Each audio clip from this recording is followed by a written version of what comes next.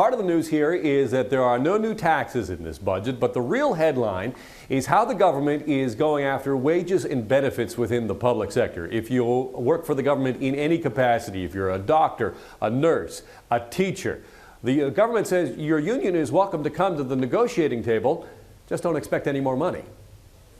It was supposed to be tough medicine, but the finance minister has actually delivered a budget of 1,000 small cuts with threats of legislation to slash wage and benefit costs. We need everyone to do their part to balance the budget. 55 cents of every dollar Ontario spends is on wages for teachers, doctors, and public sector employees.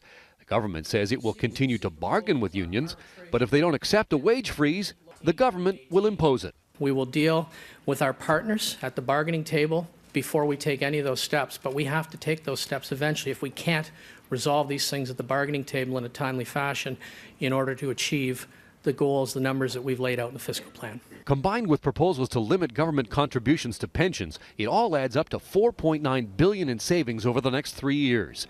There are a near endless amount of smaller cuts and savings, like combine school boards and close underutilized schools, cancel 4 hospital projects, less money for cultural institutions like the AGO, ROM, and Science Centre. Many of the recommendations from economist Don Drummond are in the budget, like eliminating the so-called Victory Lap for high school students. Others, like cancelling full-day kindergarten, are not. The minority Liberals need political support to pass this budget, and including measures like freezing planned corporate tax reductions are designed to win NDP support. Andrea Horvath won't commit on how her party will vote. What I'm going to do is I'm going to go back to the people who put myself and New Democrats here to work for them. And I'm going to talk to them about whether or not they bought a pig in a poke. The PCs say they're willing to bring the government down. We're going to vote against the budget. And my members don't believe this budget. And then they'll be there to vote against the budget, Keith, because it doesn't do anything to create jobs in this province. The Liberals say without changes in this budget, Ontario's deficit will climb to $25 billion in just 2 years. Armed with that sobering number, the Grits say they're ready to take this budget to an election if forced to.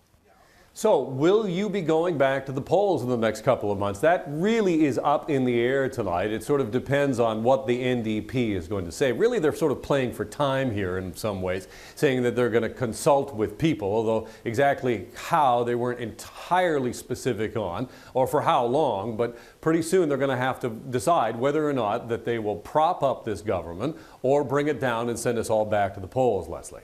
That won't happen, however. Alan, you know, it's been less than 2 hours since the finance minister stood up and started reading the numbers, but already this has been dubbed the budget death by 1,000 cuts. Give us a sense of what that means. Well, this is something that's new to the budget this year. It's called the addendum, and really you just take this through and you just flip it open here, and oh, well, here's one. They're going to redesign the credits for electrical vehicles. They're going to eliminate some of those. They're going to cap the Victory Lap. So there's that. Really, you could just flip right through them. Oh, they're going to close 7 of those travel information centers. You know, the ones you see on the side of the highway. 7 of those are gone. They're going to eliminate the amount of money that they spend at Ontario parks to do things like, repair the bathrooms. That's the sort of thing you're seeing here. These small incremental cuts right across the board in an attempt to try and bring down the deficit.